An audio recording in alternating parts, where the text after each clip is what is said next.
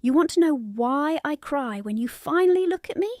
Not when I'm hungry, not when I'm wet, not when the room is too loud and the light is too bright. I cry when you finally look at me. I know. That doesn't make sense to you. You've been holding me, feeding me, rocking me. You've been doing everything right. And then, one quiet moment, you stop what you're doing. You look down, and your eyes actually find me. And that's when I fall apart. My name is Milo. I am a few weeks old, and I have a lot to tell you. Before I tell you about the crying, I need to tell you about the before. Before here, I lived inside you. I know you know this, but you've never heard it from my side. It was warm, it was dark, but not a scary dark, a held dark. Every sound was muffled like someone had wrapped the whole world in something soft. I heard your heart every single day, every single night. Ba-dum, ba-dum, ba-dum. That rhythm was my entire universe. When you were calm, it slowed. When you were running late, it sped up. When you were scared, I felt it. Not as fear, but as a change, a shift. And then, slowly, it would settle again. I learned you before I ever saw you. I knew the sound of your voice from the outside, lower, rounder, farther away than the heartbeat, but familiar. I knew when you laughed, not because I understood laughter, but because everything vibrated differently, like the whole world smiled. And then something happened. There was pressure, and movement, and cold, and noise, so much noise, and light, like nothing I had words for. And the heartbeat was gone. I want you to understand that moment. Not the birth. You know the birth, I mean the moment after. The moment where everything I had ever known disappeared. The warmth, the dark, the sound, the one rhythm that had organized every cell of my body for 9 months. Gone. And I was here, blinking into a brightness I had no framework for, and I was crying before I even understood what crying was. That crying, that very first cry, was not pain. It was, where am I? It was, where did you go? It was, I need the thing I cannot name, and I do not know how to ask for it. Now let me tell you about your eyes. You have a lot going on. I see it. You're tired. The kind of tired that lives behind the eyes, not just in them. You're thinking about something. Maybe dinner, maybe money. Maybe what you said last Tuesday that you can't stop replaying. And you're holding me. You're doing everything right, I promise. But your eyes are somewhere else. And here's the thing about my brain, my very new, very busy brain. I cannot understand that you are mentally elsewhere. When I look at your face is how I understand the world. Your face is my weather report. Your face is my map. Your face tells me, is this safe? Is this okay? Am I okay? And when your eyes are looking at me, but not seeing me, I don't experience that as you being distracted. I experience that as the world going slightly uncertain, like a signal that's almost there, but full of static. So most of the day, I float. I take in light and sound and temperature. I feel the weight of being held. I feel the rhythm of your breathing. I'm okay. I'm surviving. But I am not. And this is important. I am not fully landing. I'm a traveller who has not yet found home.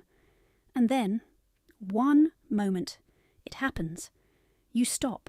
You look down. And your eyes change. Something shifts behind them. The somewhere else falls away. And you are here, completely here. And you are looking at me. Not at a baby. Not at a task.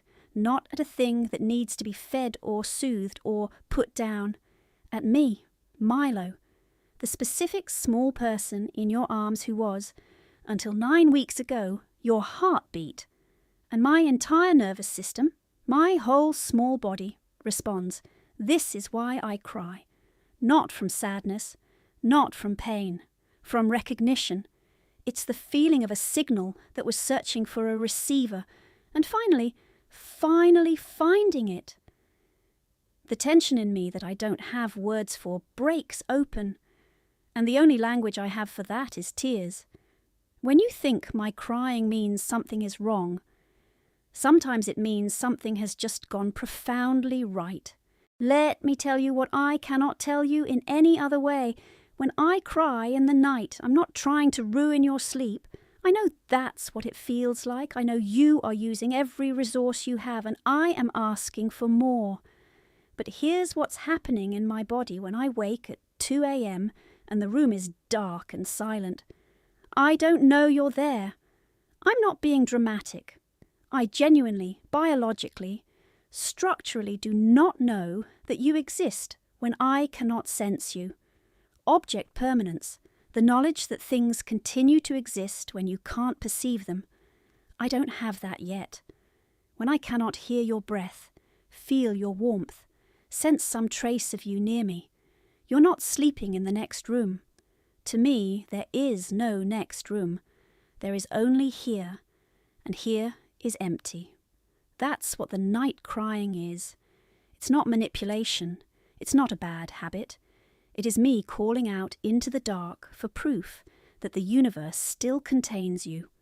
And every time you come, every single time, you're teaching me something I will carry for the rest of my life. When I reach out, something reaches back. That's not a small thing. That is the foundation of every relationship I will ever have. Every friendship, every love, every moment of asking for help as an adult. It all starts here, in this room, in this dark, with you walking through the door. And then there's this. When I stare at your face, and I will stare at your face for long, slightly unnerving amounts of time, I'm not spacing out. I am studying you.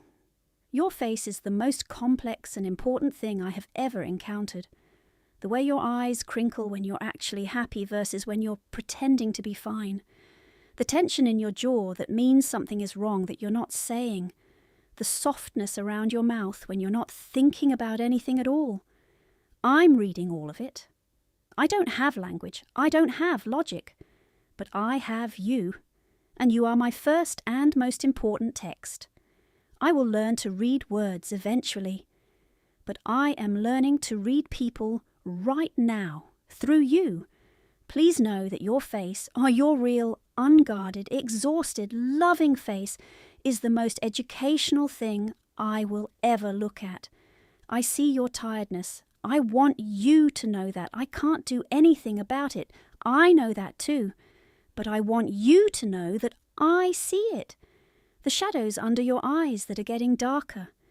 The way you sometimes hold me, and I can feel from the way you breathe that you're not really here, that you're somewhere very far away, trying to survive. I'm not asking you to be perfect. I never needed a perfect parent. I need a present one. And present doesn't mean happy. Present doesn't mean energized. Present doesn't mean you've showered or eaten a real meal. Present means, in this moment, some part of you is actually with me. That's all. I know there are days when that feels like too much to ask. When you are running on the kind of empty that has no bottom. When you look at me and you love me. I feel that. I promise I feel that. But you are so depleted that even love feels like a weight. I want to tell you something about those days. On those days when you pick me up and you're going through the motions, rocking without rhythm, feeding without looking, humming something tuneless because silence feels worse. I feel you, not the performance of you, the real you, the warmth of your body, the specific weight of your arms, the sound of your heartbeat that I knew before I knew anything else. Even on your worst days, just the fact of you, your physical presence, your smell, your imperfect attempts, is more than enough. More than enough. I know you worry about whether you're doing this right. You're doing it. That's the thing about this season. It doesn't ask for perfect. It only asks for continued, for showing up again, and again, and again, even when again feels impossible. Every time you come back, you're telling me you are worth coming back to. I will believe that my whole life. So, back to the beginning. Why do I cry when you finally look at me? Because I've been in a world without gravity, and when your eyes find mine, I land. Because I came from a place where I was always known, always held, always heard, and then I arrived somewhere where I had to be found. And being found after that journey, it breaks me open in the best possible way. The crying is not a problem. The crying is the answer. It means, there you are. It means I've been looking for you. It means something in me recognizes something in you, and the recognition is bigger than what my small body can hold quietly. So it comes out as tears. My name is Milo. I've been here for a very short time, and the world is still very large and very bright and very loud. But when you look at me, really look at me, I am not alone in it, and that is everything. That is literally everything. If Milo's voice made you feel something, if it gave you a different way to see the little person you're raising, subscribe. We'll be here with more.